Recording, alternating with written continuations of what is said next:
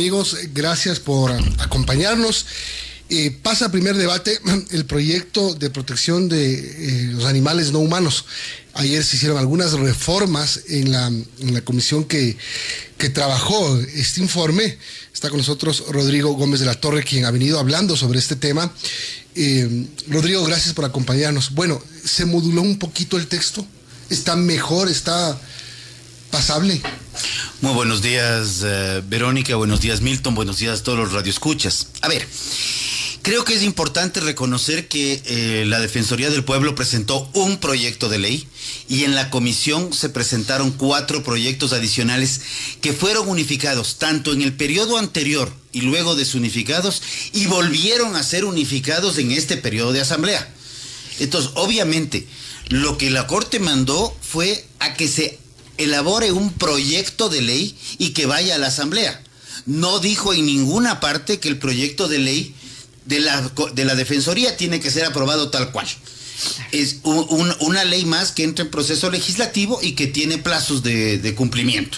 De igual manera tienen plazos de cumplimiento, ley de recursos hídricos, vencido el plazo 2 años y medio. De igual manera tiene plazo de cumplimiento, ley de cuidados paliativos, tiene vencido el plazo 3 años y medio, así que yo no sé cuál es la desesperación o apuro de aprobar este proyecto.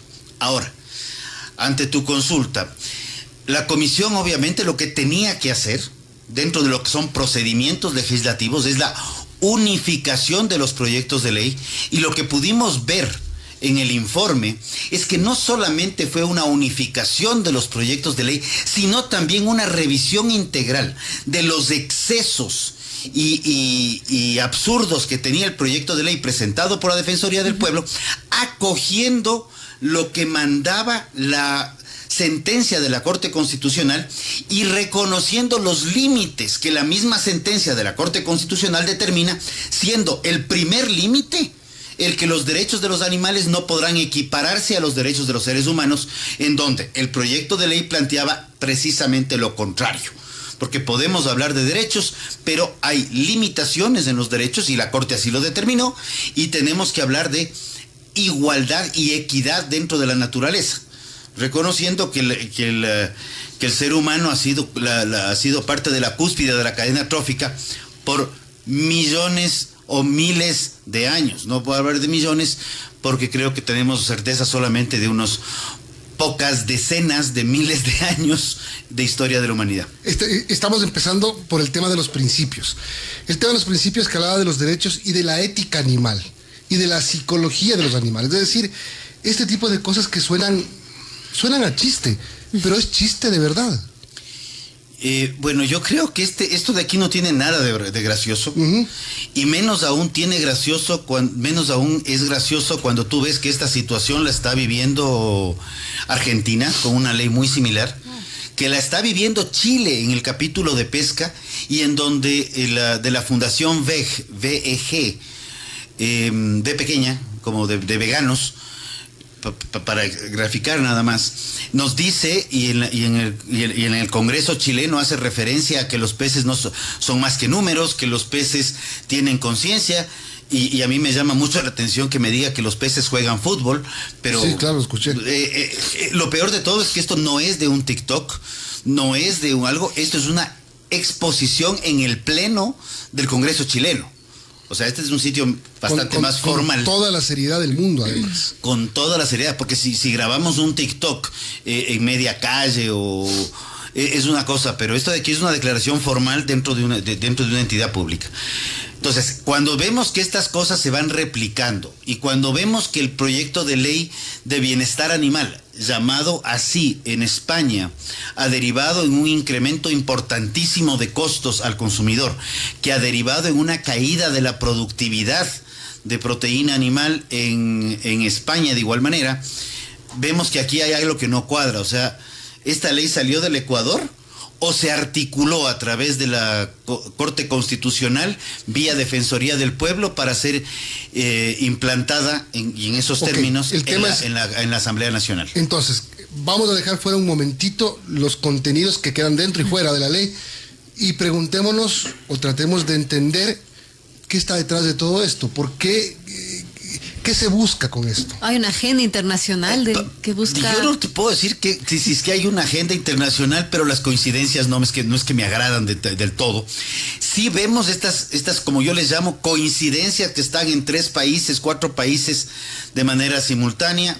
Estos novelerismos... pero ¿de quién sería la agenda? No sabemos eso. Si es que hay agenda. No sabemos. ¿Tiene que ver con la política? Lo que sí vemos es que hay una línea clara de que en el proyecto original presentado por la Defensoría sí se planteaba un encarecimiento de los costos de producción a través de prohibiciones y sanciones. De igual manera, ese encarecimiento de costos de producción venía compartido con la reducción de productividad a través de prohibiciones. ¿Qué sacan ellos con que se encarezcan los productos de consumo proteínico? Parecería que si bien la propuesta de ley no prohibía el consumo de proteína de origen animal, sí derivaba en una tendencia a que por temas económicos haya una reducción, para comenzar. Deje de comer carne animal y cámbiese a otra cosa. ¿Puede ser eso? Puede ser eso, y creo que hay varios aspectos que habría que analizar. Creo que no es materia de este momento. Pero este es un país que tiene estamos en 4º lugar en desnutrición crónica infantil, donde más proteína se necesita. Y curiosa, y yo te quiero plantear algo. Hace 2 años, en el 2022, le escuchaba en una entrevista en un canal de televisión a Erwin Ronquillo. Perdón, Erwin Ronquillo, el ex secretario, y él mencionaba en esa entrevista que el 20% de los niños del quintil más rico de la población, ojo, no es un tema de pobreza, no es un tema de agua potable, no es un tema de falta de acceso a medicina, que el 20% del quintil más rico de la población tenía problemas de desnutrición crónica infantil.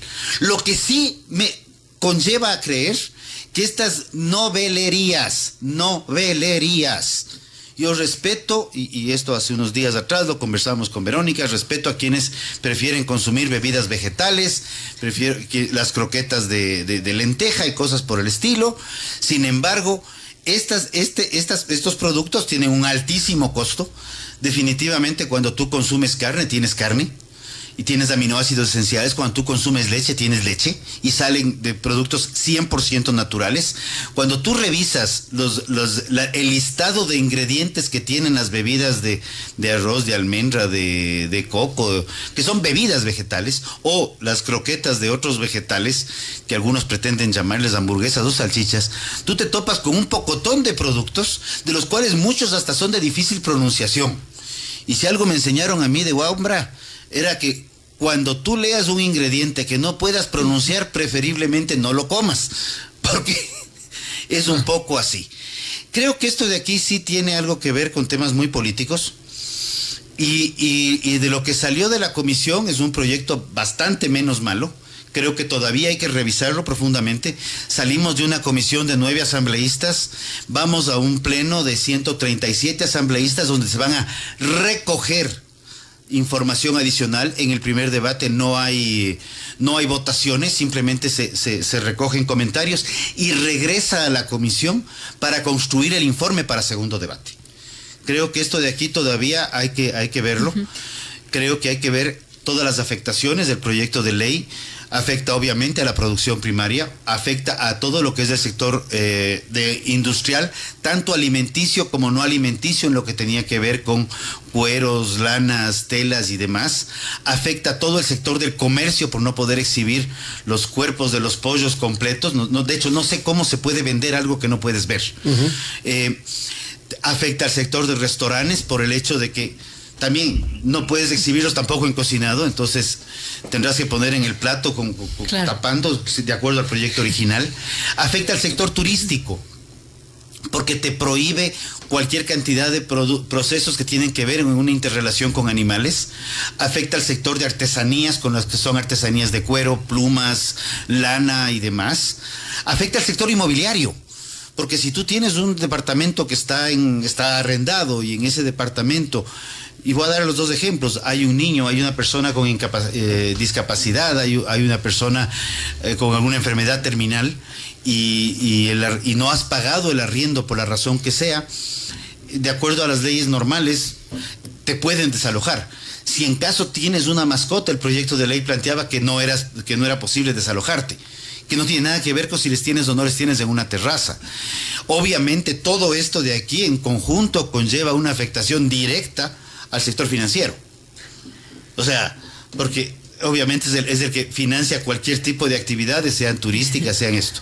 Un país requiere producción, un país requiere certeza, un país requiere seguridad jurídica, y leyes como esta afectan a todos. Y te digo, yo había dicho que la proteína de origen animal en lo que es la cadena agroalimentaria representaba el 11%. Era un dato que yo tenía anterior. Actualicé cifras al 2022 y entre lo que es agricultura, ganadería, pesca, acuacultura, manufacturas y productos alimenticios, claro, está cogiendo lo que corresponde, alojamiento, comidas, el tema de comidas, una participación de comercio y una participación del transporte, porque todos estos productos se comercializan y se transportan. Estamos hablando de un potencial de afectación del 14.77% de la producción bruta nacional. O sea, no estamos hablando de, como se dice en términos criollos, no es pelo de cochino.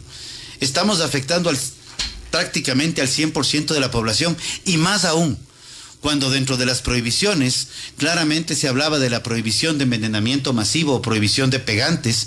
Y justamente anoche tuve un intercambio de ideas con uno de los voceros del colectivo LOA, y mi pregunta era: si es que no se pueden usar pegantes, no se pueden usar venenos, no se pueden usar anticoagulantes para control de plagas, quiero que me diga qué mecanismo se puede usar, porque si no podemos usar todo lo que existe en el mercado nacional y que tradicionalmente hemos usado, dígame cómo vamos a controlar la plaga de ratas de Guayaquil o la plaga de mosquitos y dengue que está matando a las personas. No podemos poner a los animales por sobre las personas, primero por temas humanos. No veo animales construyendo micrófonos o pantallas LED o iPads o teléfonos celulares todavía. Y digo todavía por un acaso. Pero también creo que hay que ser tajantes en lo que mencionó la sentencia de la Corte. La sentencia fue explícita. Los derechos de los animales no pueden equipararse a los derechos de los seres humanos. 8:40, estamos hablando con Rodrigo Gómez de la Torre sobre la LOA. Rodrigo, respecto a este proyecto de ley, el articulado que aprobó la Comisión de Biodiversidad, se dice que es un articulado edulcorado, descafeinado, porque quita artículos polémicos de esta ley llamada Defensa de los Animales. Tal y como está aprobado este proyecto para primer debate, ¿estarían tranquilos de los temas que se establecen, o todavía hay preocupaciones respecto a cómo puede afectar esto a la cadena alimentaria? Yo no creo que este es un momento de decir estar tranquilos. Yo creo que el proyecto ha mejorado considerablemente en su texto, tanto en la parte filosófica como en la parte evidente. Como digo, cuando hablamos de carcasas es lo evidente. Cuando hablamos del cambio de comportamiento sociocultural de los humanos o interés superior del animal, estamos hablando de otros parámetros. Entonces yo creo que el proyecto todavía puede ser mejorado. ¿Qué más se quitaría de ese proyecto? Yo creo que todavía hay algunos aspectos que revisar. Puntualmente tendría que revisar. Esto recién salió ayer de la comisión. Hay que ver cuál es la posición del Pleno, pero creo que es fundamental todavía hacer una nueva revisión del proyecto en donde se propenda a proteger a los animales. Estamos totalmente opuestos a lo que es maltrato. Proteger no solamente a lo que hacen referencia a los animales de producción, a los animales de trabajo oficio, también proteger el comportamiento natural. ¿Cómo matas los peces y los camarones si no es por asfixia? No hay otra. Y esos son temas, y en el tema acuacultura son temas que todavía están pendientes en el proyecto de ley.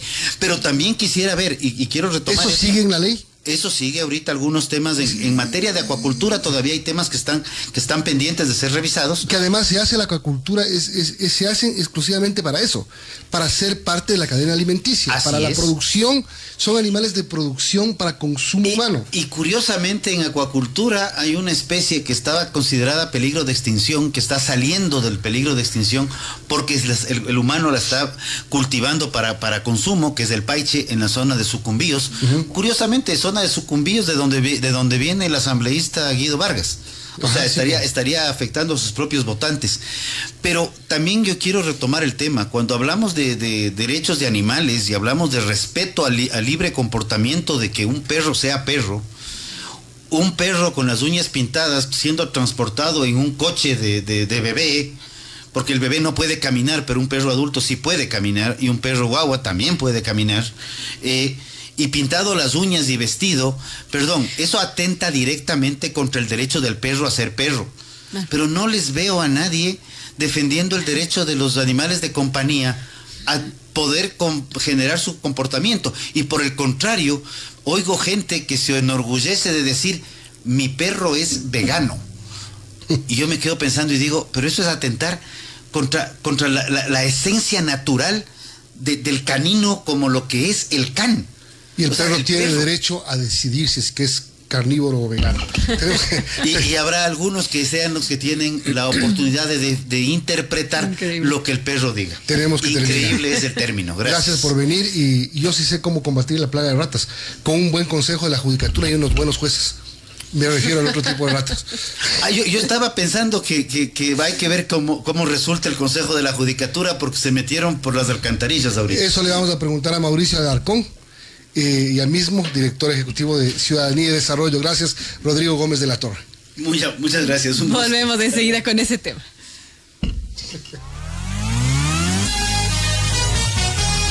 Su noticiero Sucesos regresa luego de este espacio publicitario. 8:44. It's Cross Time, el momento perfecto para tener tu Suzuki. Disfruta beneficios exclusivos por tiempo limitado y experimenta el confort, la potencia y la tecnología japonesa. Aprovecha el 10% de entrada.